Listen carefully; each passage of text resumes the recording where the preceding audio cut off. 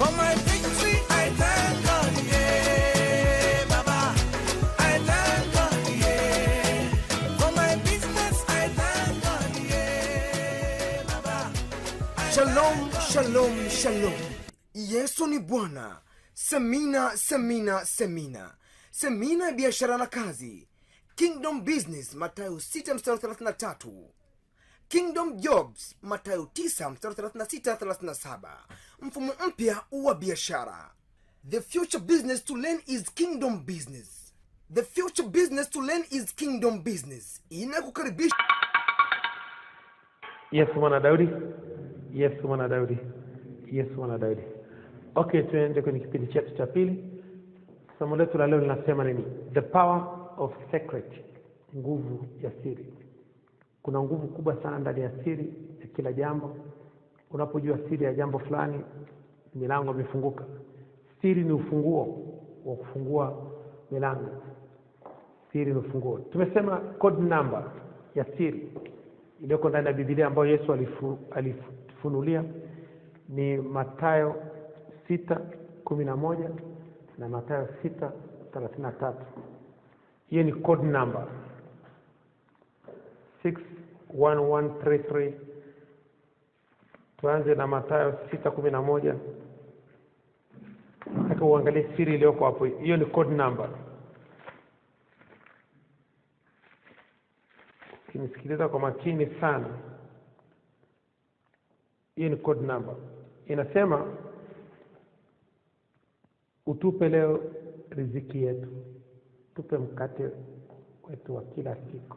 Tupe leo. Hiyo ni code number. Nataka unisikilize kwa makini sana. Utupe mkate wetu wa kila siku. Kila siku. Ni eneo la msingi sana kulijua. Yesu alikuwa anamaanisha nini kusema mkate wa kila siku? Hakusema mkate wa kila wiki, kusema mkate wa kila mwezi, kusema mkate wa kila mwaka. Alisema mkate wa kila siku. Hiyo ni siri, ni password.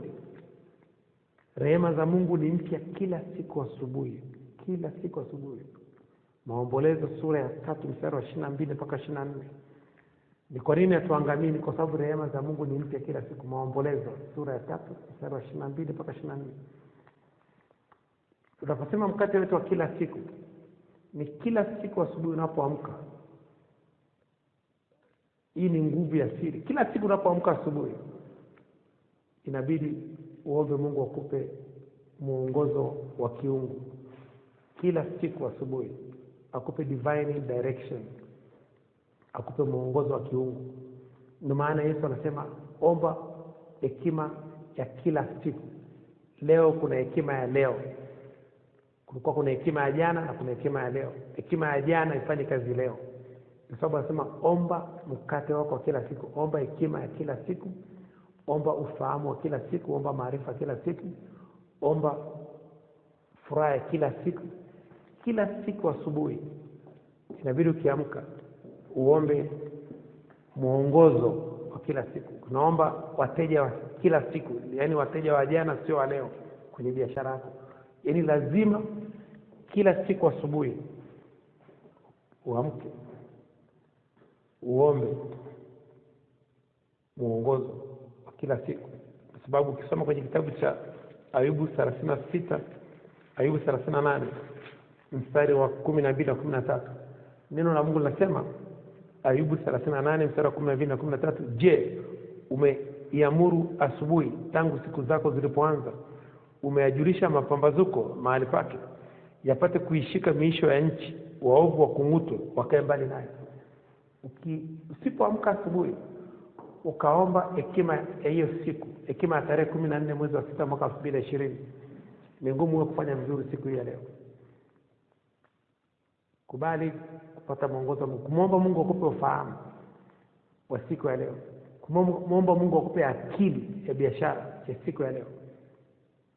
Kumbuka wana wa Israeli walipokuwa jangwani, walikuwa wanapewa mana. Ilikuwa ilala. Ikilala imefanya nini?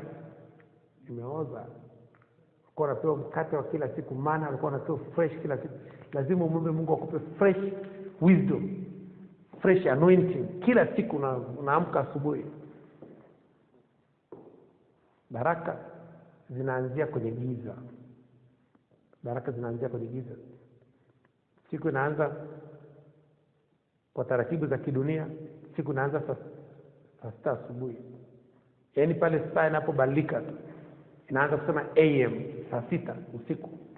AM mpaka saa 5 dakika 55 AM. Ina maana hiyo ni asubuhi. Asubuhi inaanza saa 6 usiku mpaka saa 5 dakika 59. Mchana inaanza saa 6 mchana mpaka saa 9 dakika 59. Jioni inaanza saa 10 mpaka saa 4 mpaka saa 3 dakika 59. Usiku naanza saa 4 mpaka saa 5 dakika 59.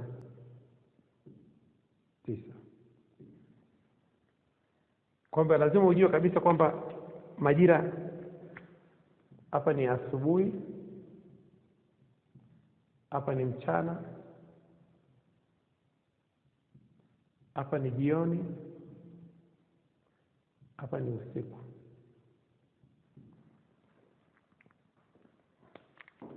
Kwa hiyo lazima ujue kabisa kwamba baraka zinaanzia kwenye giza. Naanza saa 6 usiku mpaka saa 5. Lakini lazima uhakikishe kabisa kabla jua halijatoka. Umeshaamka asubuhi ukaomba Mungu akupe hekima hiyo siku. Na sababu Yesu alikuwa yuko mlimani saa 9 mpaka saa 11 asubuhi anashuka. Yuko mlimani.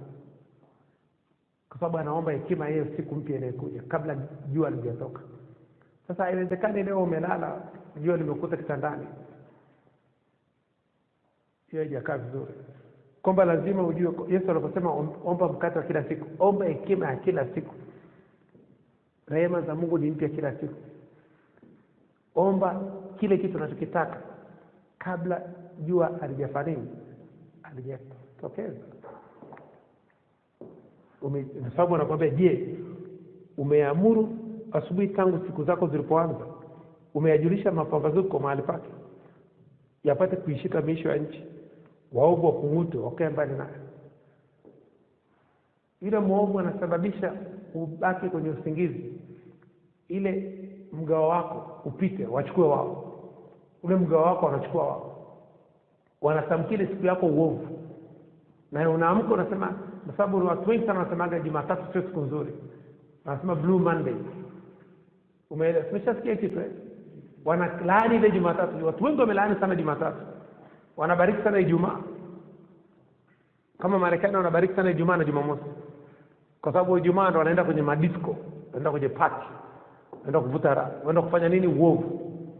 Umeona Halafu wanabariki sana Ijumaa kwa sababu wanajua Jumamosi hawaendi kazini. Na Jumamosi wanajua wanaenda kwenye uovu kwa sababu Jumapili hawaendi kanisani. Wanaenda kulewa. Lakini Jumatatu wanaingelaani. Kinaambia kwa nini? Wanajua wenyewe.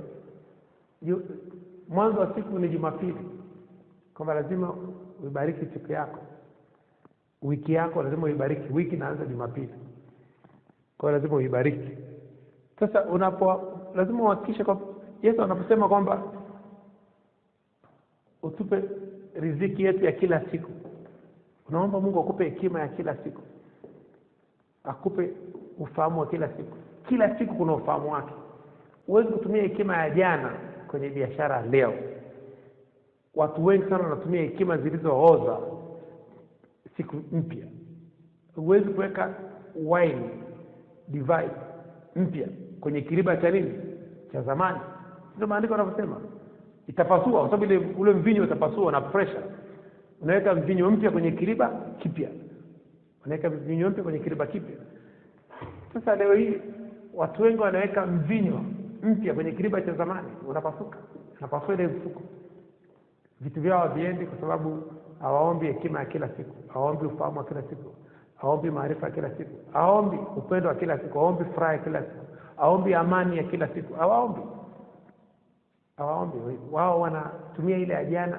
Kuna mtu aje kuamka asubuhi akamwambia Mungu, naomba nipe hekima siku ya leo. Kwa mfano wanafunzi wanaenda shuleni. Unapoenda shuleni kila siku mwambie Mungu, nipe akili ya leo. Mwanafunzi lazima muombe Mungu ampe akili ya siku ya leo, ampe ufahamu ili akienda shuleni kitakachofundishwa haelewe. Hajaomba.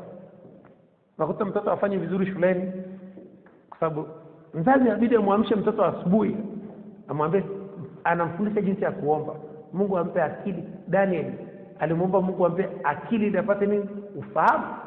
Kusoma kwenye Daniel 9:22. Unamfundisha mzazi na mtoto aende akalale mapema, awahi kuamka ili apate dakika 10 afundishwe jinsi ya kuomba. Mungu ampe akili ya siku ya leo ili apate ufahamu, ili akienda shuleni chochote kitakachofundishwa apate ufahamu, apate kufahamu. Ndivyo maandiko yanavyosema. Unamfundisha mtoto jinsi gani ya kumtumia Roho Mtakatifu kumfundisha, unamfundisha. Tofauti na hapo hawezi fanya vizuri, kwa sababu hivi vitu vyote unavyoviona viko katika ulimwengu wa kiroho.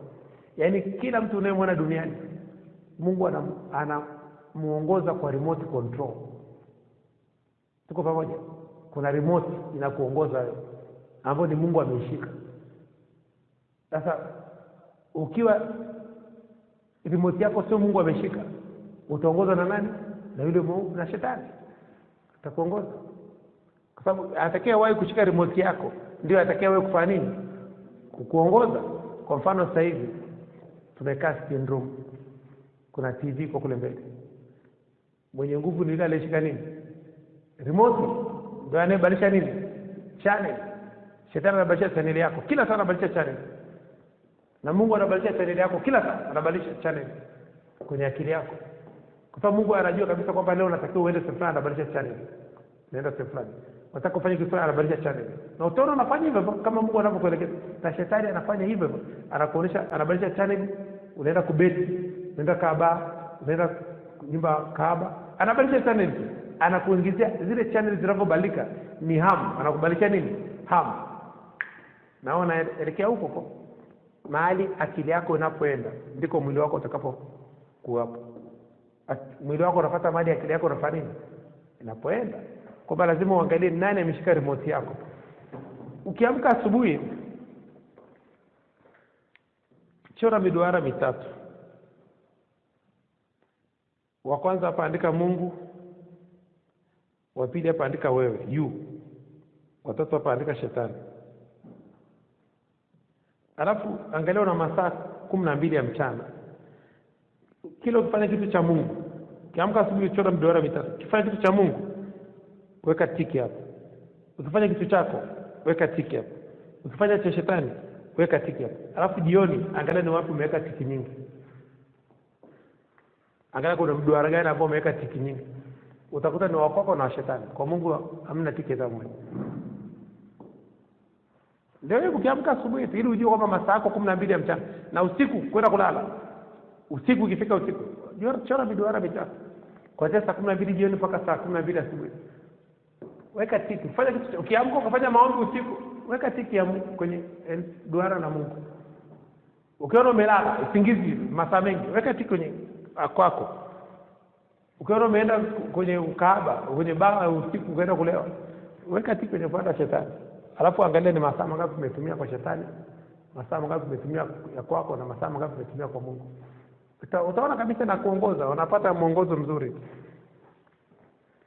Kwa hiyo lazima ujitahidi kwamba kila siku uombe, uwe na maombi, uombe muongozo. Mungu akupe muongozo, divine direction, muongozo wa kiungu. Kila siku mwambie Mungu, leo nifanye nini? Ndio bosi wako, muulize leo nifanye kazi gani. Fanya kila siku kuomba hivyo vitu. Andika chini kwamba ni kitu gani unataka kufanya leo. Omba muongozo. Utaona kabisa itafika mahali utaanza kusikia sauti ya Mungu. Na wakati unaomba mwongozo, kama hujapata neema ya kuanza kusikia kutoka kwa Mungu, hakikisha kabisa kwamba vitu unavyofanya kwenye ile siku vinampendeza nani? Mungu. Fanya vitu vinavyompendeza Mungu. Lazima upande mbegu ya kile kitu unachokitaka. Ukitaka uvune kitu kinachopendeza Mungu, panda mbegu ya kitu kinachopendeza nani? Nenda katunze mazingira, nenda kwa watoto yatima, nenda kwa wajane, kwa wazee, nenda hospitalini, nenda magereza. Nenda kafanya hizo kazi za kijamii zinazopendeza Mungu. Utaanza kusikia kutoka kwa Mungu. Utaanza kusikia. Ukimwambia Mungu leo nifanye nini? Utasikia anakuambia nenda sehemu fulani. Nenda kafanya hichi, nenda kafanya hichi. Tofauti na hapo, Mungu adhihakiwi. Chochote apandacho mtu ndicho atakachofanya nini? Atakachovuna. Kwamba ukitaka kusikia kutoka kwa Mungu, panda vitu ambavyo vinampendeza Mungu. Utaanza kusikia kutoka kwa Mungu. Fanya vitu. Una muda wa masaa 24. Mahali muda wako ulipo ndiko moyo wako ulipo. Muda wako huwezi kuwa sehemu nyingine na moyo wako kwa sehemu nyingine. No. Kama muda wako uko baa na moyo wako uko hapo hapo. Kwa hiyo lazima ulijue hilo, litakusaidia kwenye kujua siri za Mungu, kwenye siri ya code number. Ukija Mathayo 6:33, leo na Mungu anasema bali utafuteni ufalme wake na haki yake na mengine yote mtafanya nini? Tazidishiwa. Yaani siri ambayo Yesu alikuja kutuachia, kuomba, hekima ya kila siku, mwongozo wa kila siku, maarifa kila siku, na kutafuta ufalme wa Mungu. Unaomba hekima ya kutafuta ufalme wa Mungu, unaomba nguvu za kutafuta ufalme wa Mungu. Unaomba Mungu nipe nguvu za kukutumikia, nipe hekima ya kukutumikia, nipe hekima, maarifa ya kukutumikia.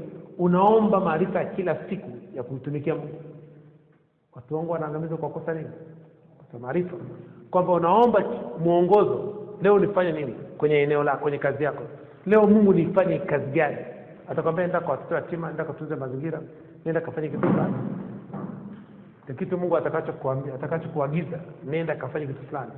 Mungu anakupa neema ya kwenda kufanya kitu fulani ambacho unataka wewe kukifanya. Mungu anataka ukifanye. Sasa watu wengi hawaombi mwongozo. Leo unaenda kwenye mtihani, unaenda kwenye interview. Mwambie Mungu nikifika kwenye ile interview niseme nini? Unamwomba Mungu kwenye interview kwa ajili ya kazi. Naomba Mungu, naomba nipe mwongozo. Nikienda pale niseme nini? Ukisoma kwenye kitabu cha Luka 12 mstari wa 11 na 12, Luka 12 mstari wa 11 na 12, unaenda kwenye mtihani, mwanafunzi anaenda kwenye mtihani. Mwambie Mungu, naomba nikienda kwenye mtihani unisaidie. Unaenda kwenye interview kuomba kazi. Naomba Mungu nisaidie. Nikaseme nini? Neno la Mungu linasema nini?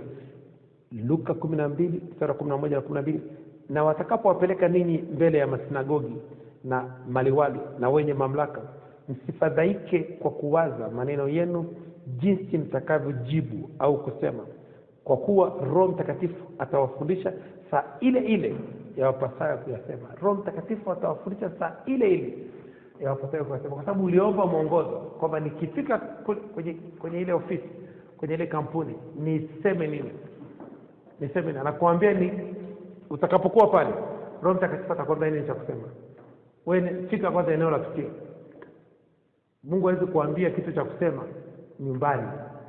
Mungu atakupa kitu cha kusema eneo la tukio. Mwambie Mungu, nikifika dukani kwangu, wateja watakapoingia, niseme nini? Hata mteja akiingia tu, anakufundisha jinsi ya kumkaribisha yule mteja, jinsi ya kuongea na yule mteja. Na ataingia mteja mwenye kero, msumbufu, lakini Mungu atakufundisha nini cha kuongea na yule mteja. Lakini mpaka utakapofika eneo la tukio. Sasa watu wengi hawaombi mwongozo, wanatumia akili zao wenyewe. Na Biblia imekataza kutumia akili zako mwenyewe. Ukisoma kwenye kitabu cha Methali sura ya 3 mstari wa 5, mtumaini Bwana kwa moyo wako wote, wala usitegemee akili zako mwenyewe. Wala usitegemee akili zako mwenyewe. Methali sura ya 3 mstari wa 5. Ukisoma kwenye Zaburi ya 37 mstari wa 3 mpaka wa 5, neno la Mungu linasema nini? Mtumaini Bwana ukatende mema, ukae katika nchi upendezwe na uaminifu, nawe utajifurahisha kwa Bwana, naye atakupa haja ya moyo wako. Mkabidhi Bwana njia zako, pia mtumaini yeye atafanya. Mkabidhi Bwana njia zako, pia mtumaini yeye atafanya. Amka asubuhi, mkabidhi Mungu njia zako. Mwambie nini? Mwambie, omba mwongozo, akupangie nini cha kufanya. Ukisoma kwenye kitabu cha Methali sura ya 16 mstari wa kwanza na watatu, kwanza mpaka watatu na mstari wa 9. Methali sura ya 16 mstari wa kwanza mpaka watatu, tutaruka twende na mstari wa 9. Neno la Mungu linasema nini? Maandalio ya moyo ni ya mwanadamu, bali jawabu la ulimi kutoka kwa Bwana. Njia zote za mtu ni safi machoni pake mwenyewe, bali Bwana huzipima roho za watu. Mstari wa 3, mkabidhi Bwana kazi zako na mawazo yako yatathibitika. Mstari wa 9, moyo wa mtu uifikiri njia yake, bali Bwana huziongoza hatua zake. Moyo wa mtu ufikiri njia zake, bali Bwana huziongoza hatua zake. Sasa kama ni Mungu anaongoza hatua zako, kwa nini usichukue maelekezo asubuhi? Amka asubuhi uombe maelekezo. Omba hekima ya leo, omba ufahamu wa leo, omba maarifa ya leo, omba customer care ya leo, utajaliji wateja leo. Lakini ujaamka unatumia akili ya jana kufanya biashara leo, unatumia akili ya juzi kufanya biashara. Omba akili ya leo. Usitumie akili ya jana kwenye kitu cha leo. Maana ya jana hailiki. Ishakuwa kiporo, imeshaharibika. Wana wa Israeli waliambiwa msitunze hizi maana, wala leo jaribu kuzitunza, zilioza, kesho yake zilikuwa zina wadudu. Unaambiwa kesho utakuja nyingine mpya. Kwamba ukishajua kwamba kila siku rehema za Mungu ni mpya kila siku lazima uamke. Mwambie Mungu, mimi naomba Mungu kila siku nipe somo la leo. Naomba somo la leo. Na ananipa somo la kufundisha. Unaenda kwenye biashara, muomba Mungu kila siku nipe wateja wa leo kwenye biashara yako. Atakupa. Mungu anataka yeye, unaposikia utafuteni kwanza ufalme wake na haki yake. Mungu anataka uanze na yeye. Kutafuta ufalme wa Mungu ni kila kitu kianze na Mungu. Kila kitu kianze na Mungu. Mungu yupo kwa ajili ya kujibu maombi ya watu, mahitaji ya watu. Mungu yuko kwa ajili ya kusamehe watu. Ukiingia kwenye toba anasamehe, kwa sababu Mungu ni upendo, na mtu yote mwenye upendo amejiandaa kukosewa ili aweze kusamehe. Mtu yote mwenye upendo amejiandaa kukosewa ili aweze kusamehe. Kwa hiyo lazima ujitahidi, ujue kabisa kwamba kutafuta ufalme wa Mungu kwanza na haki yake na mengine yote mtazidishiwa. Ni wewe kuanza na Mungu. Siku yako ianze na Mungu. Siku yako ianze na Mungu. Tofauti na hapo, ukitumia akili yako mwenyewe, watu wengi sana unayoona makanisani, kwenye nyumba za maombi, kwenye kumbi mbalimbali, walianza wenyewe kupata matatizo kwa sababu wako kule. Ukiona mtu yuko hospitalini, alianza mwenyewe kupata matatizo kwa sababu yuko kule. Utaona mtu amechukua gari la mtu, akumuomba mtu gari. Leo gari liko garage, gari liko polisi, amepata ajali. Ameanza mwenyewe akuomba ile gari apewe ruksa, imepata ajali, gari liko polisi na anatakiwa likatengenezwe. Yaani utaona mtu yote ambaye amepita kwenye changamoto alianza mwenyewe, kuanza na Mungu. Haiwezekani ukaanza na Mungu na Mungu akaruhusu changamoto ikupate. Haiwezekani. Mungu anakuepusha na changamoto. Kwa hiyo lazima ulijue hilo, litakusaidia mbele ya safari. Litakusaidia mbele ya safari. Kwa hiyo code number ambayo Yesu alituachia 6:11:33 6:11:33. Kila siku yeye alikuwa anakwenda mlimani kila siku kuomba kitu kipya, na watu walikuwa na wai kwenye hekalu kumsikiliza. Hiyo ndio siri ya mkuja wote. Kila siku walikuwa wanakwenda mlimani kuomba kitu kipya, kuomba ujumbe mpya. Luka 21:37 na 38. Luka 21:37 na 38, neno la Mungu linasema nini? Basi kila mchana alikuwa akifundisha hekaluni, na usiku huenda mlimani katika mlima uitao kulala mlimani katika mlima uitao Mzaituni. Na watu wote walikuwa wakiamka mapema waende hekaluni ili kumsikiliza. Huyu mtu alikuwa anakwenda kuomba ujumbe mpya mlimani, message ya wale watu, neno la ile siku. Hata unakuta umeenda kulala, unaacha kumwomba Mungu akupe neno la ile siku. Watu wanawahi asubuhi kuja hekaluni kukusikiliza wewe. Kwa hiyo unapoamka asubuhi kumwomba Mungu akupe wateja wa ile siku, wanawahi wala wateja kwenye biashara yako asubuhi kuja kununua mzigo. Wanawahi kwa sababu umeenda kuomba, na unapomwambia Mungu waje saa ngapi, na wanakuja ule muda ambao umeenda kuomba. Ule muda umeomba wateja waje, ni muda huo Mungu anawaleta. Kwamba lazima useme na ni muda gani utakuwa uko tayari kuhudumia watu wote hao. Haiwezekani ukamwambia Mungu nipe wateja na hujawaambia waje saa ngapi. Nabii unataka waje saa ngapi? Sema ule muda. Na ndio sababu hata kwenye makanisa kuna ibada ya kwanza inaingia saa 1. Ibada ya pili inaingia saa ngapi? Saa 3. Unaambia Mungu nipe wateja wa saa 3, saa 1, nipe wateja wa saa 3, nipe wateja wa saa 9, wateja wa saa 11. Full stop. Tayari unataja na muda ambao unataka upate wale watu. Anakuambia omba mkate kila siku, omba wateja wa kila siku. Umeamka asubuhi unategemea wale watu wa jana ndio watakuja kununua leo. Sio kweli. Kwa lazima ujitahidi utembee na hilo agano la 6:1:1:3:3. Uanze na Mungu, umalize na Mungu. Ukianza mwenyewe umalize. Tuangalie Methali 25:9.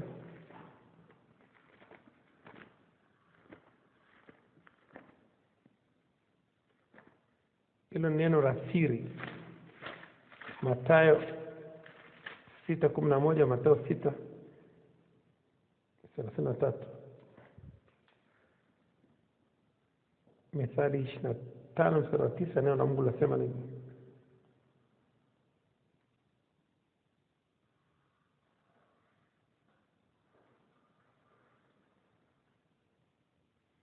Neno la Mungu lasema ujitete na mwenzako peke yake, bali usifunue siri ya mtu mwingine. Bado tuko kwenye nguvu ya siri. Usifunue siri ya nini? Methali 25:9. Utete na mwenzako, ongea na mwenzako. Mtu amekueleza siri yake, usitoe siri ya mtu. Daktari haruhusiwi kutoa siri ya mgonjwa. Wakili haruhusiwi kutoa siri ya mshtakiwa. Mtu amekuja kueleza siri yake. Mchungaji haruhusiwi kutoa siri ya muumini wake. Amekuja kueleza tatizo lake la ndoa, usimwambie mtu. Usitoe siri. Usimwambie hata mke wako mambo ya watu unaohudumia. Sababu ukishamwambia mtu wa tatu sio siri tena. Kwamba usitoe siri ya mtu. Unajua Mungu anapoleta mtu kwako umpe ushauri, Mungu amekuamini kwamba huwezi kutoa siri ya mtu. Tuko pamoja? Mungu anapomleta mtu kwako, ina maana Mungu amekuamini huwezi kutoa siri ya nani? Ya mtu. Sababu usitoe siri ya mtu mwingine. Ina maana Mungu amekuamini wewe. Mungu alimwamini sana Ayubu. Akajua Ayubu atapita kwenye maumivu makali sana, lakini hawezi kutoa siri. Kuje kuona mtu ameiba hela, anafanywa mateso kila aina, lakini aseme hela iko wapi? Unasikia hiyo?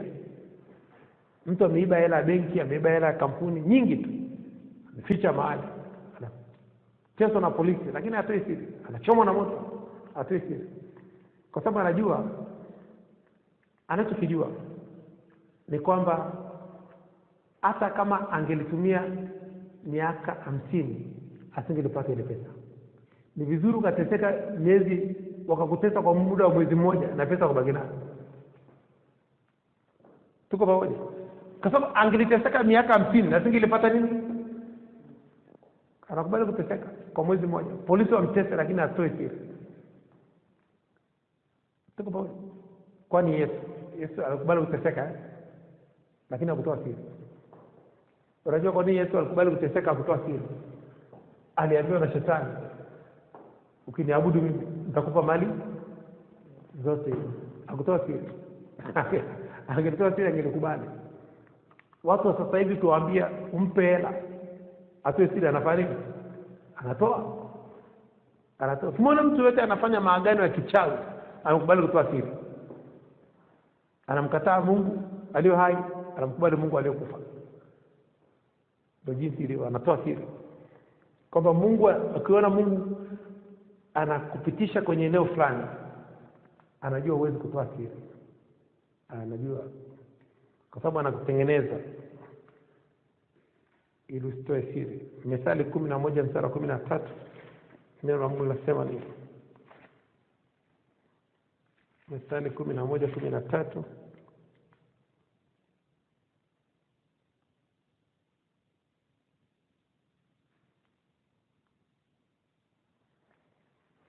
neno la Mungu linasema, ni lugha ya Kiswahili hiyo, mwenye kitangu akisingizia ufunua siri, bali mwenye roho ya uaminifu usitiri mambo. Mwenye roho ya uaminifu fanya nini? Kuna watu ambao wakipita kwenye changamoto kidogo wanatoa nini? Siri. Lakini mwenye roho ya uaminifu anatunza siri. Anatunza siri. Sasa watu wengi wakipita kwenye changamoto kidogo tu wanatoa siri. Tumesema siri ni ya Mungu. Siri ni ya Mungu. Danieli sura ya 2 mstari wa 20, tuangalie 19 alafu tuende 28.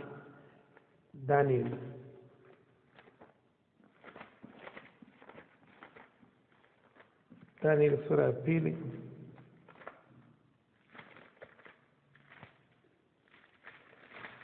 mstari wa 19 alafu na 28. Neno la Mungu linasema nini?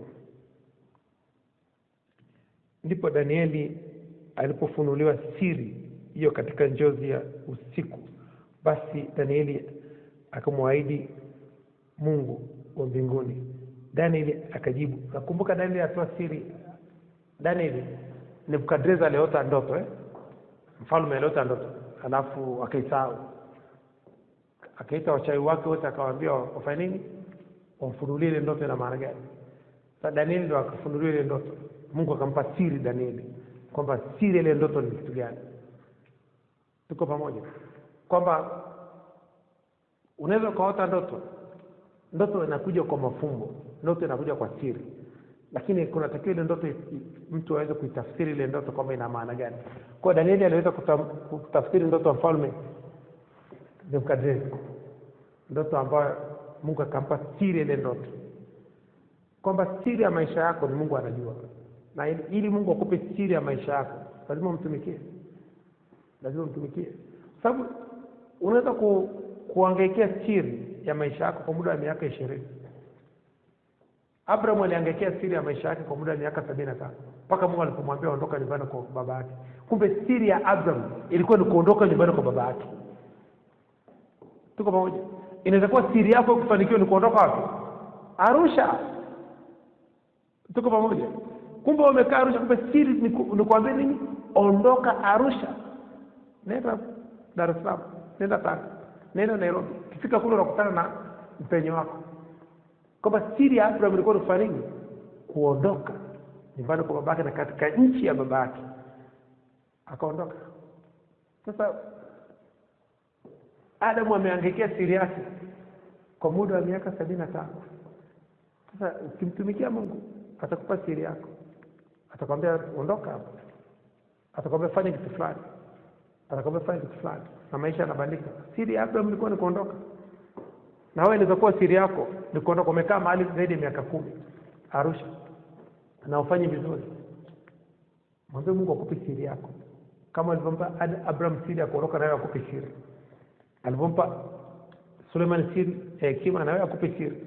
Ipo siri yako, ipo, yeye ndo anayejua kwamba ondoka.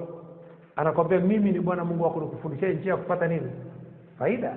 Sasa lazima Mungu mwambie Mungu nipe siri ya kupata faida. Sasa hujaomba siri ya kupata faida kwenye biashara, hujaomba siri ya kupata kazi.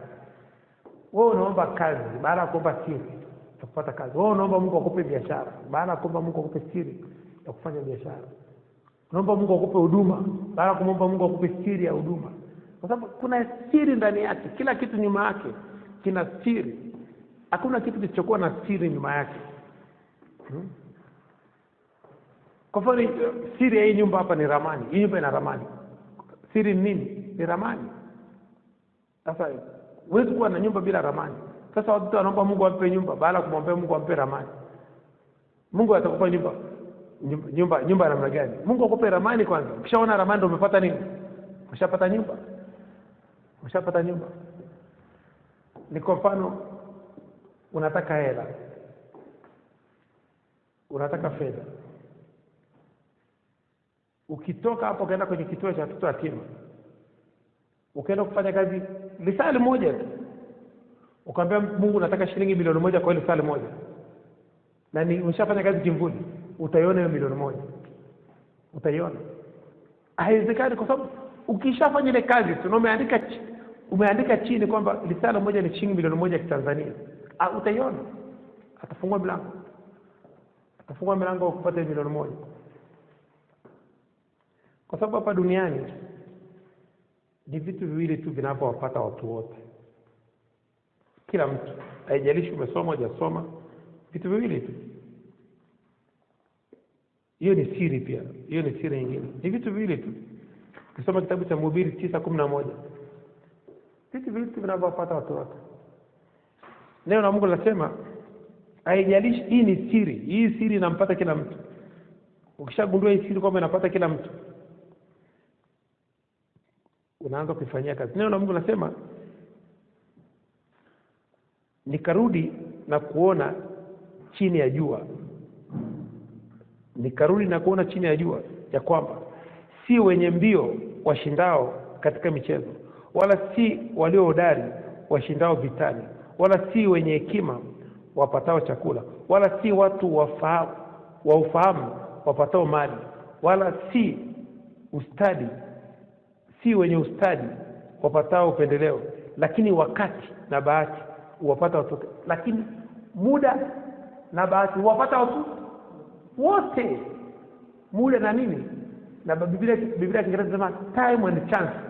Time and chance. Chance ni nini? Ni opportunity, ni fursa. Muda na fursa wapata nini? Watu wote. Muda na fursa wapata watu wote. Kila mtu leo ana matashi na nini? Kila mtu ana fursa ya kufanya kazi, ya kutunza mazingira, kwenda kwa watoto yatima, kwenda kwa wajane, kwenda hospitalini kuombea wagonjwa, kwenda kuhubiri Injili, kwenda kwa watoto wa mtaani, kwenda kwa wazee, kwenda magereza. Kila mtu ana fursa ya kwenda huko. Muda anao na fursa. Na ile fursa ukishapata, itumie. Kila mtu ana muda na ana fursa. Biblia Kiingereza inasema time and chance. Chance ni fursa. Ni bahati, ni fursa. Kila mtu ana nini? Ana bahati, ana fursa ya kufanya kitu. Una masaa 24. Muda unampata kila mtu na fursa zinampata kila mtu. Kutunza mazingira huko nje ni fursa hiyo, na Mungu anakulipa. Kwenda kwa watoto yatima ni fursa, Mungu anakulipa. Kwenda kwa wajane yatima ni fursa. Unaenda kutoa muda wako na nguvu yako. Usipeleke kitu. Kuwasaidia kazi za mikono. Muda kutunza mazingira ni fursa.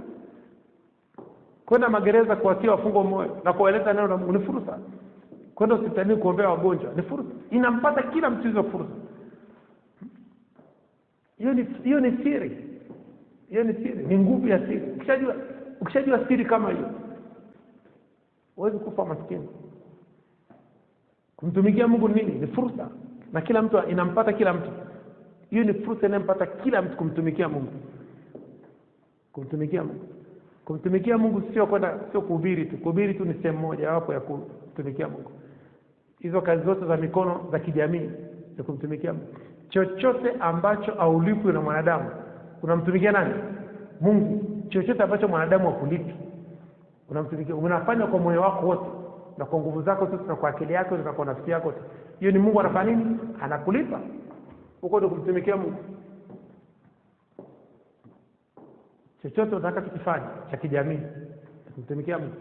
Fursa na muda huwapata watu wote. Kila mtu ana masaa 24 na kila mtu anaona fursa huko nje. Zimejaa kazi za kijamii.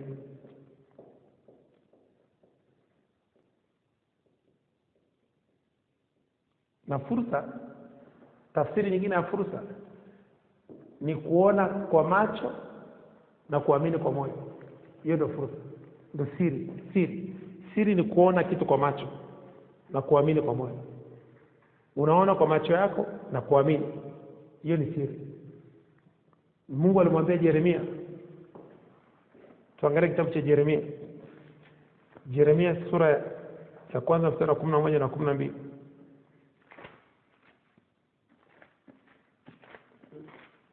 Siri ni kuona kwa macho ya nyama na kuamini kwa moyo. Hiyo ndio siri. Neno la Mungu linasema nini? Tena neno la Bwana likamjilia na kusema, Yeremia, waona nini? Nikasema, naona mfito wa mlonzi. Ndipo Bwana akamwambia, umeona vyema, kwa maana naliangalia neno langu ili nilitimize.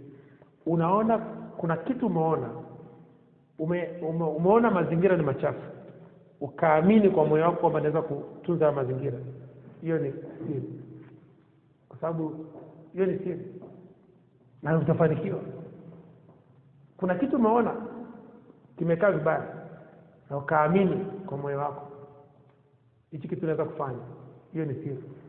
Yesu akasema, amin nawaambia, yeyote aniaminie mimi na kazi nifanyazo mimi atafanya na kubwa kuliko hizo atafanya nini? Atazifanya, kwa maana mimi nakwenda kwa Baba.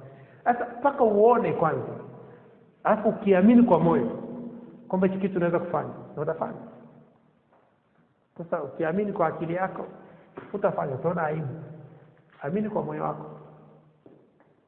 Kwa sababu kuamini ni imani na imani ni matendo. Kuna watu wanaona vitu vingi sana lakini hawaamini. Vingi sana anaona kabisa hii ni fursa lakini haamini. Anaona kabisa kwamba hichi ni kituo cha watoto yatima kiko hapa, wanahitaji msaada lakini haamini. Anaona mazingira ni machafu lakini haamini. Anaona kabisa hapa kuna wagonjwa hospitalini na ana uwezo kuwaombea lakini haamini. Sasa ukiona kwa macho na ukaamini kwa moyo wako, hicho kitu kinatokea. Kwa sababu kuamini ni kufanya. Believe is doing. Kuamini ni kufanya. Na kwa sababu kuamini ni imani. Sasa watu wengi wanaona kwa macho lakini hawaamini. Nikupe mfano mzuri. Kuna watu wako hapa Arusha wanacheza bao. Unaona bao kule mjini kwenye vijiwe. Wanacheza bao na karata na draft. Wako hapa. Kwa Mrombo kulikuwa ni patupu kabisa. Hawakwenda kushika viwanja kwa Mrombo. Kweli uongo? Sasa hawakuamini kama kwa Mrombo kutakuwa mji. Kweli uongo? Leo kwa Mrombo imekuwa nini? Mji. Na tuseme peke yake kuna IC zinakwenda masaa 24. Walikuwa hapo mjini tu. Wakaona kwa Mrombo, wanaona kule kwa Mrombo, wanaona Kisongo, wanaona kule Usa, wanaona sehemu mbalimbali. Wanaona kwa macho lakini hawaamini. Hawakwenda kushika viwanja. Hawakwenda. Na leo ni watu wazima. Leo angelikuwa ameenda kushika eka zake 10 kule. Leo angelikuwa auze zile eka 10. Anauza eka 5. Au asuze eka 7. Eka 3 kwa baginazo. Anajenga nyumba nzuri sana. Au kweli uongo? Na alishika bure tu. Eneo lilikuwa ni bure na tule bure. Aliona watu walikuwa wanaona maeneo lakini walikuwa hawaamini. Ukiona kitu tukaamini kwa moyo, kinatokea. Kwa sababu Mungu anaangalia moyo wa mtu ili aweze kuperform miracle. Anaangalia moyo wa mtu ili aweze kutenda nini? Muujiza. Mungu akiona moyo wako haujakaa sawa, atende muujiza. Anajua jamaa ameona, na sababu tuangalie andiko lingine. Mwanzo sura ya 13 mstari wa 14 na 15. Mwanzo 13 mstari wa 14 na 15. Neno la Mungu linasema nini? Bwana akamwambia Abraham alipokwisha kutengana na Lutu, inua sasa macho yako ukatazame kutoka hapo ulipo, upande wa kaskazini na upande wa kusini na wa mashariki na wa magharibi, maana nchi yote uionayo nitakupa wewe na uzao wako hata milele. Abraham ameambiwa anyanyue macho, angalia kaskazini, kusini, mashariki, magharibi. Mwanzo 13 mstari wa 14 na 15. Akamwambia Abraham aliamini, aliona kwa macho, akaamini kwa moyo wake, na Mungu akampa ni nchi ya Israeli. Aliambiwa inua macho sasa, angalia kaskazini, kusini, mashariki, magharibi, nchi yote unayoona nitakupa na uzao wako hata milele. Akaamini, akaona kwa macho, akaamini kwa moyo wake. Kwa sababu Abraham anaitwa baba wa imani. Baba wa nini? Wa imani. Kwa sababu alikuwa akiona kwa macho na amini kwa moyo wake. Mashujaa wa imani wote waliona vitu kwa macho, alafu wakaamini katika mioyo yao kwamba hichi kitu ni Mungu amefanya. Naona jua linapita kila siku, naona bara mwezi, naona nyota. Anasema hapana, hichi kitu kuna nguvu inayo operate hivi vitu. Kuna nguvu inayoendesha nini hivi vitu. Na hiyo nguvu ndio tunataka kuiabudu sisi. Maandiko yanasema Paulo alikuwa anahubiri injili. Akafika mahali akaingia kwenye kanisa moja. Hilo kanisa linamwabudu Mungu asiyemjua. Na wakaelezewa ni Mungu wa namna gani. Paulo akasema ni Mungu huyo wewe na mimi na wafanya nini? Na muamini na maabudu. Walikuwa wanamwabudu Mungu asiyemjua. Paulo akasema ni Mungu huyo. Sasa hebu angalia ni watu ambao walikuwa wanaona alafu wanaamini kwamba kuna nguvu inaendesha hivi vitu. Na tunaamini hiyo nguvu. Na Mungu ni nguvu. Mungu ni nguvu. Wakaanza kumwamini yule Mungu aliyeumba mbingu na nchi. Paulo akamwambia na sisi tunamwamini Mungu huyo, lakini wao wanasema sisi tunamwabudu Mungu tusiyemjua. Sasa lazima ukae mahali uangalie. Siri ni kuona kwa macho na kuamini kwa moyo. Hiyo ndio siri. Kwa sababu kuna watu wengi wataona lakini hawaamini. Kiwango cha Yesu anawaambia pokea kwa kadri ya imani yako. Pokea kwa kiwango utakachoamini. Yesu anasema ukiamini mambo yote yanafanya nini? Yanawezekana. Ukiamini mambo yote yanawezekana. Kumbe lazima uangalie ni vitu vingapi unavyoona. Kuna mtu anaona mazingira huko nje, lakini aamini kwa moyo wake kwamba akituza mazingira Mungu atampa kazi. Kwa sababu ili upate kazi lazima upate mbegu ya kazi. Anaangalia mazingira huko nje ni kuchafu, uko barabarani, sokoni, wapi, kila mahali. Aamini kama akifanya ile kazi, akifagia, Mungu atampa nini? Kazi. Mimi niliamini kwa moyo wangu kwamba naamini kabisa kwamba nikiwa namshukuru Mungu kila baada ya dakika 60 kuna kitu kitatokea kwenye maisha yangu. Nikaanza kumshukuru Mungu.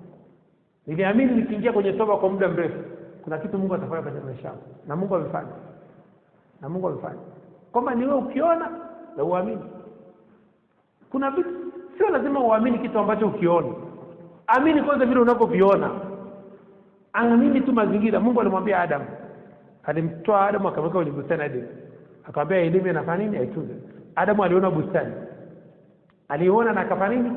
Akaamini, akaanza kuitunza. Akamwambia hapo ndo tutakapokula kila kitu chako kwako. Aliona na akaamini. Yesu amekuja, ametuonyesha vitu vingi sana, lakini bado tuamini. Ametuonyesha mifano mingi sana. Anasema vipofu wanaona, viwete wanatembea, wakoma wametakatika, wapo na kufufuliwa, na maskini wanahubiriwa habari njema. Akisema mtu yote atakayefanya kazi hizi na akaamini tu akafanya hizo kazi atafanya kubwa kuliko hizo, lakini bado hatuamini. Tumeona na tufanye nini? Hatuamini. Sasa hebu niambie, unategemea Mungu akusaidie nini? Umeona mifano Yesu alitoa. Yesu alishaweka msingi. Bado tumeona msingi umeshawekwa, bado hatuamini. Sisi tumeambiwa tupalishe matofali na kuweka milango uingie ndani. Bado hatuamini. Kwa lazima kujitahidi kwa kile ambacho unakiona ukakiamini kwamba Mungu nikifanya hiki kitu na Mungu atafanya. Kinatokea. Sasa ni kwamba watu wanaona lakini hawaamini. Wanaona kazi nyingi za kujitolea lakini hawaamini kama Mungu anaweza kumpa kazi kupitia ile kazi. Watu wengi ambao tumewafundisha sisi ambao ni wa vyuo vikuu walikuwa wana kazi, wametuma maombi ya kazi kwa miaka 3, 2, 4, 5 hajaitwa kazi. Tuliwaambia tu, yeye akatunza mazingira. Mmoja alikwenda kutunza mazingira pale Kilombero. Alikuwa anafagia kila siku wiki 2. Wiki ya pili akaitwa kazini. Aliona mazingira ni machafu na akafanya nini? Akaamini, akaanza kutunza mazingira. Akaitwa kazi. Ni manager wa benki moja Chalinze. Kwa hiyo sasa kuna mtu unamwambia kitu, au mazingira ni machafu, nenda kafagia, utapata kazi. Nenda kwa watoto yatima, kwa sababu kufua, kupika na kufanya utapata kazi. Mwingine aamini, akaambia kitu vinahusiana nini na mimi kupewa kazi. Kwa hiyo lazima uhakikishe kwamba siri ya jambo lolote ni utaona kitu na utaamini kwenye moyo wako. Lakini hakuna, kwa mfano kwenye huduma, mimi naamini kwenye kuhudumia mtu mmoja. Kwenye moyo wangu niko 100% kufundisha mtu mmoja. Lakini kuna mtu hayuko tayari kufundisha nini? Mtu mmoja. Hayuko tayari kufundisha viti. Hayuko tayari. Yeye anataka aone makundi ya watu. Kwa sababu sisi hatutegemei hela sadaka. Mungu alishasema atatufundisha njia ya kupata nini? Faida. Sasa unategemea hela sadaka ya nini? Sisi hatutegemei hela sadaka. Sisi tupata hela kwenye vyanzo vingine vikubwa mno vya fedha. Vikubwa mno. Wewe fundisha mtu mmoja. Fundisha mtu mmoja. Sasa nategemea kwamba wewe umeona nini? Mimi nimeona kabisa kwenye dunia Mungu alianza na mtu mmoja. Okay, hiyo nimeona na nimesikia hiyo kitu. Alianza na mtu mmoja. Kwamba kwenye biashara siko nianze na mtu mmoja. Kwenye huduma nianze na mtu mmoja. Okay, kwenye familia unaanza na nini? Na mtu mmoja. Unajianza na wewe mwenyewe kwamba wewe ndio familia. Wewe mwenyewe ndio familia. Kama huwezi kukaa mwenyewe, huwezi kaa na mtu yote. Huwezi kaa na mtu yote. Kama huwezi kukaa mwenyewe, huwezi kaa na mtu yote. Kwa hiyo lazima, na sababu kila mtu anakuja hapa duniani akiwa single. Hakuna mtu anakuja wawili. Kuja single. Kuja wewe mwenyewe na siku kuondoka utaondoka mwenyewe. Utaondoka mwenyewe. Baada ya kabili tumalize. Somo letu la leo linasema nini? The power of secret, nguvu ya siri. Kuna nguvu kubwa ndani ya siri ya jambo lolote. Kwa sababu Daudi alimwambia Mungu kwenye Zaburi ya 51 mstari wa 6, Daudi anasema, tazama wapendezwa na kweli iliyo moyoni, tazama wapendezwa na kweli iliyo moyoni, nawe utanijulisha hekima kwa siri. Mungu anajulisha watu vitu kwa siri. Anajulisha watu vitu kwa siri. Na akisha kujulisha kwa siri, kitaonekana hadharani. Kitaonekana nini? Hadharani. Anakujulisha kwa siri, kinaonekana hadharani. Na chochote utakachokifanya kwa siri kitaonekana nini? Hadharani. Na Mungu anakujulisha hekima kwa siri, kitaonekana hadharani. Ukisoma Mathayo 6:6. Mathayo 6:6. Neno la Mungu linasema nini? Mathayo 6:6, neno la Mungu linasema, basi wewe usalipo, ingia katika chumba chako cha ndani, na ukiisha kufunga mlango wako, usali mbele ya Baba yako aliye sirini, na Baba yako aonaye sirini atakujaza, atakureward, atakujaza, atakupatia kile kitu ambacho ukiomba kwa wewe umeomba chumbani, lakini Mungu anapokubariki, anakubariki hadharani. Tuko pamoja? Wewe unaomba kwa siri, anakubariki nini? Hadharani. Anakubariki hadharani. Kila mtu anajua kwamba ni Mungu amembariki jamaa. Wewe unaenda kwa watoto yatima, kuwasaidia kufua nguo, kupika, kufanya usafi kwa siri. Mungu anakubariki nini? Hadharani. Unaenda kutunza mazingira kwa nini? Kwa siri. Mungu anakubariki hadharani. Unaenda magereza kwa siri. Anakubariki hadharani. Unaenda kwa wajane, kwa wazee kwa siri. Mungu anakubariki hadharani. Lazima ujifunze kufanya vitu kwa nini? Kwa siri. Kwa sababu ukiwaambia watu wanaokatia tamaa. Kumbuka wakati mama mjane ambaye mume wake alikuwa ni mtumishi wa Mungu alifariki, akawa ameweka watoto rahani, mwenye kudai alikuwa anakuja kuchukua hela, kuchukua watoto, akawafanya kuwa watumwa. Wala watu vile mama akaja Elisha katika ile familia, akamwambia mtumishi, watoto wangu leo wanakuja kuchukuliwa. Akamuuliza una nini? Akamwambia mimi sina kitu. Akamuuliza tena una nini? Akamwambia mafuta kidogo. Akamwambia kaombe vyombo kwa majirani. Alipoenda kuomba vyombo, walipoleta vyombo, aliwaambia jifungie wapi? Ndani. Jifungieni ndani. Yeye mkae kwa siri kwa, na msimwambie mtu, kwa sababu akienda kuwaambia watu, ina maana kwamba watu watamwambia kitu haiwezekani na hujaisikia. Wao umeshasikia kitu kama hicho. Walipomwambia jifungie ndani, wakadondosha mafuta kwenye kila chombo. Mafuta kawa na baridi yanajaa. Hiyo ni kwa siri. Dondosha weka mafuta katika kila chupa, kwa kila ndoo kwa siri. Ikajaa kwa sababu wamejifungia ndani. Yeye na watu wake. Akaambia weka tone kila ndoo kwa siri. Mafuta kajaa. Alipojaa Wakawa naomba vyombo vingine, akamwambia vyombo vimeisha. Akamwambia kauza mafuta, lipa deni, nyingine ndio baki kula nayo chakula. Maisha akasonga mbele. Kila kitu kinafanyika kwa nini?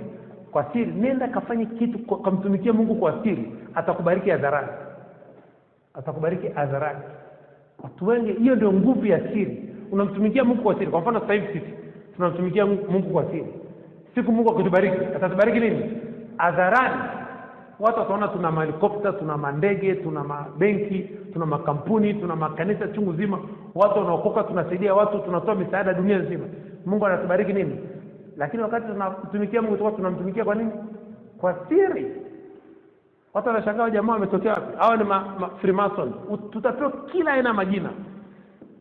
Lakini chanzo nini? Kumtumikia Mungu kwa siri. Kumtumikia Mungu kwa siri. Kuna watu wanaenda kuhubiri injili vijijini, wanamtumikia Mungu kwa nini? Siku Mungu anabariki mjini. Anabariki wapi? Mjini na vijijini. Kote mnabarikiwa. Mwingi hapo mtokapo, vijijini, wote mnabarikiwa. Kwa hiyo lazima ujitahidi umtumikie Mungu. Muda wetu umeisha. Saa 6 dakika 1. Somo letu tulikuwa nasema nguvu ya siri. Watu wote ambao walimtumikia Mungu walimtumikia kwa siri, na leo wamebarikiwa hadharani. Na wewe inabidi uanze kumtumikia Mungu kwa nini? Kwa siri. Kumtumikia Mungu kwa siri ni kwenda mwenyewe. Hata mambo ya kuambia nini? Watu. Hata mambo ya kwenda kikundi. Kumtumikia Mungu kwa siri ni kwenda. Mungu abariki kundi la watu, anabariki mtu mmoja mmoja. Nenda mwenyewe, kwa sababu ukianza kuwaambia watu unaenda kwa watoto yatima, unaenda kutunza mazingira, wanaanza kujaza upepo. Wanakwambia ni kazi ya aibu ndugu yangu. Nenda mwenyewe kwa siri. Amka mapema asubuhi, nenda kutunze nini? Mazingira. Saa 11 mpaka saa 1 umeshamaliza. Bado kuna giza hawakuoni. Unaenda kwa nini? Kwa siri, unaenda kufagia huko mtaani, unaenda kutunza mazingira. Nenda anza saa 11 mpaka saa 1 umeshamaliza kazi, na wakati wao wanaamka wao wameshatoka kazini. Umeenda kumtumikia Mungu kwa nini?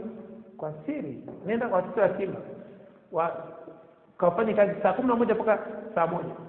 Watoto wanaamka, wewe umeshamaliza kazi. Unaondoka unaenda zako kwenye mambo yako. Unamtumikia Mungu kwa siri, lakini atakubariki hadharani. Kila mtu atajiuliza, jamaa amewezaje kupata nafasi kama hiyo? Amepataje mali kama hiyo? Ulikuwa unamtumikia Mungu kwa siri, anakubariki hadharani. Kwa hiyo lazima ujitahidi uweze kufanya hivyo. Basi kwa ufahamu tutaishia hapo. Tunamshukuru Mungu kwa dakika chache, alafu tumalize. Asanteni kwa kunisikiliza na Mungu awabariki sana.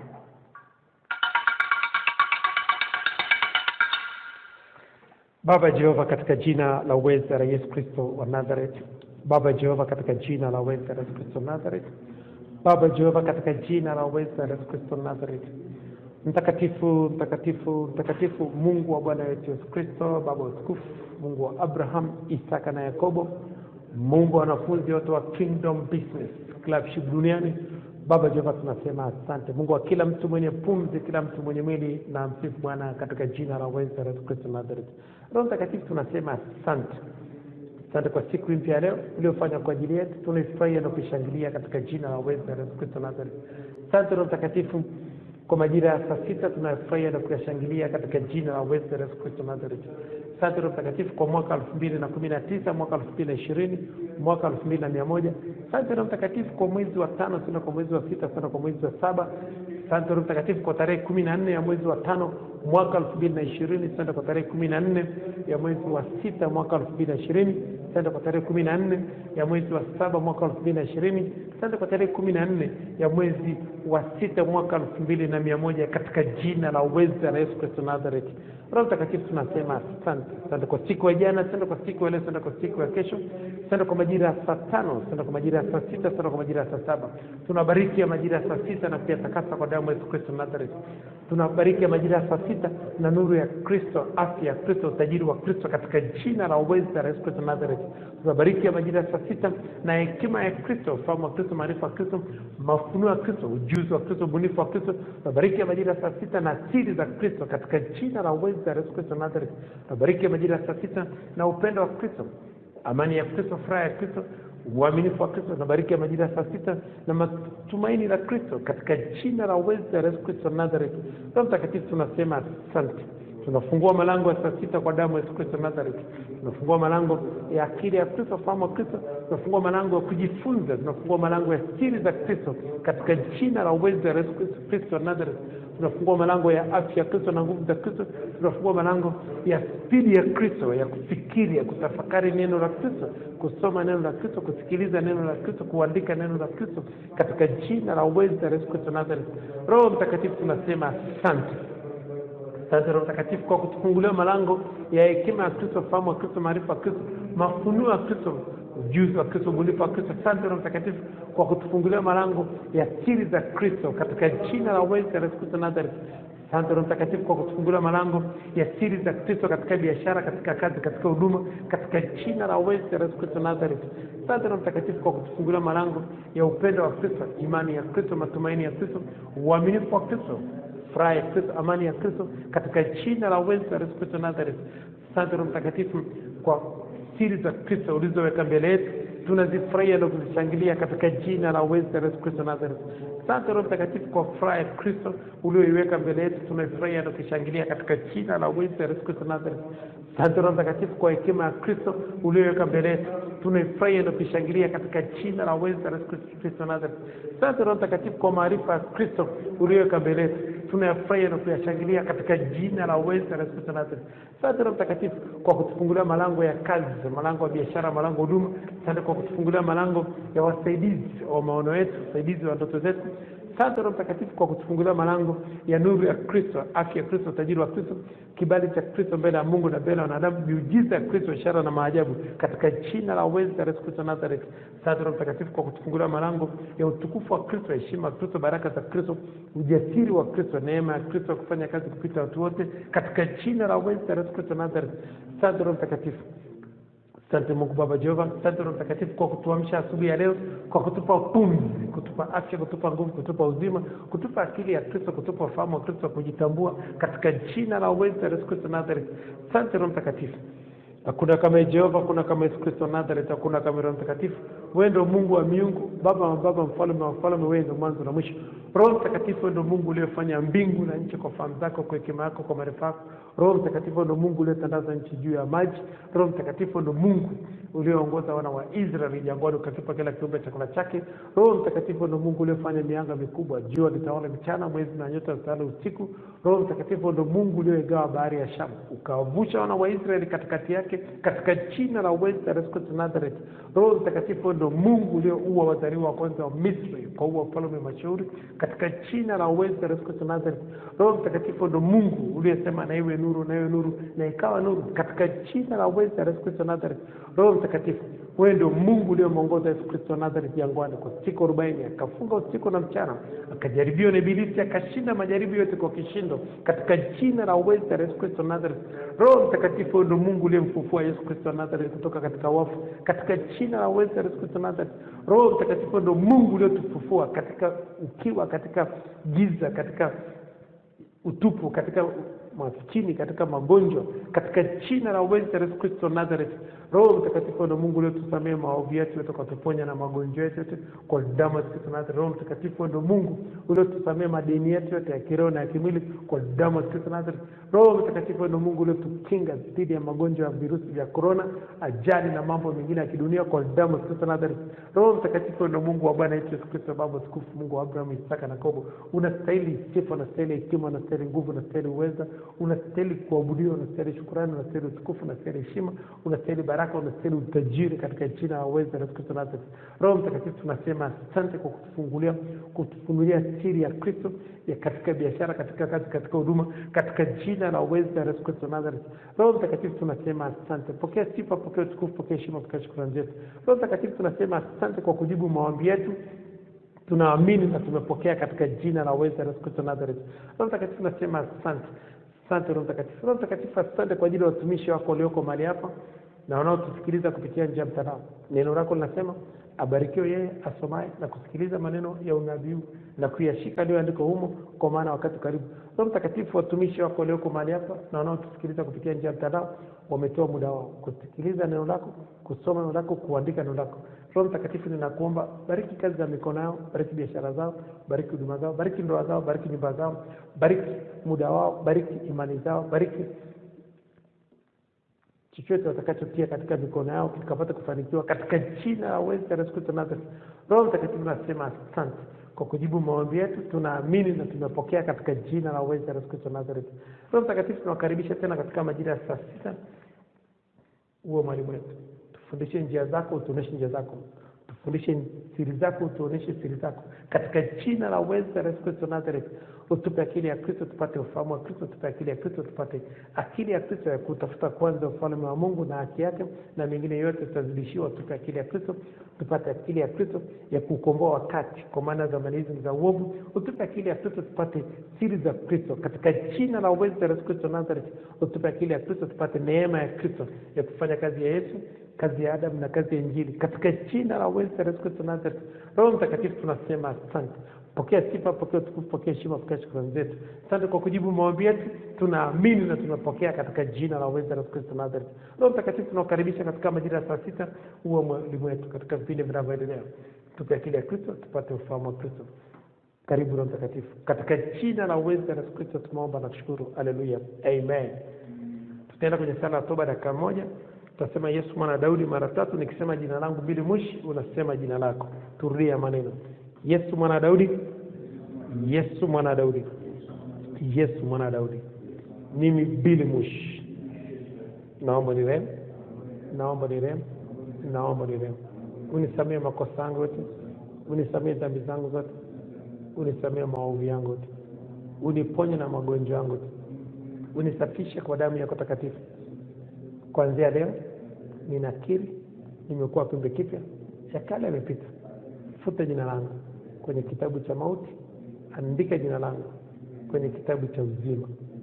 Asante Mungu kwa kunipenda. Asante Yesu Kristo Nazareth kwa kuniokoa. Asante Roho Mtakatifu kwa kunifundisha. Asante malaika wa Mungu kwa kunilinda katika jina la uweza la Yesu Kristo wa Nazareth. Haleluya, amen. Tarudia maneno nikisema jina langu bila mwisho, unasema jina lako. Hakika miujiza ya Kristo, ishara na maajabu zitanifuata mimi Billy Mushi siku zote za maisha yangu, nami nitakaa nyumbani mwa Bwana milele na milele. Haleluya, amen. Tajirikana muda, tumia muda kibiashara. Asanteni, Mungu awabariki sana. For my victory, I thank